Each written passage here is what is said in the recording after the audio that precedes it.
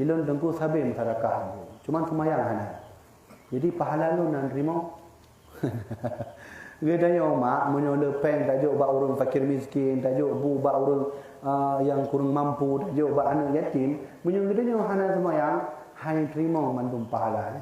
So begah, dengku Habibi kan, na buka kitab Tanbihul Ghafilin.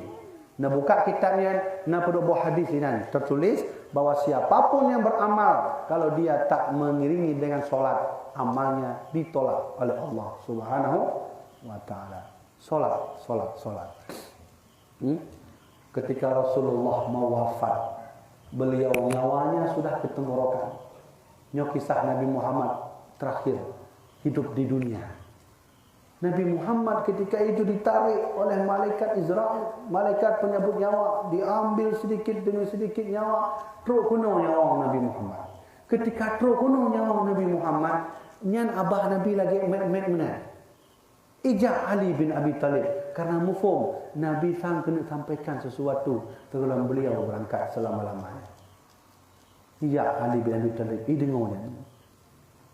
Pui berah Nabi Muhammad ketika beliau kerap wafat berangkat kepada Allah, apa kata Nabi?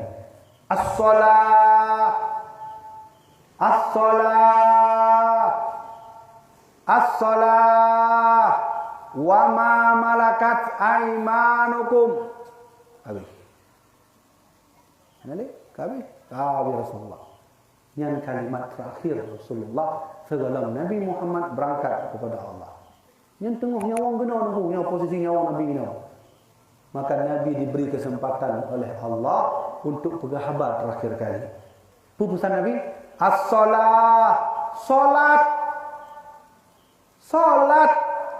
Salat wa ma malakat aimanukum. Jangan tinggalkan saudaramu yang sedang dalam keadaan sulit. Selamatkan mereka. Dino pertanyaannya, bahkan Rasulullah memberi wasit kepada kitanya salat. Kenapa?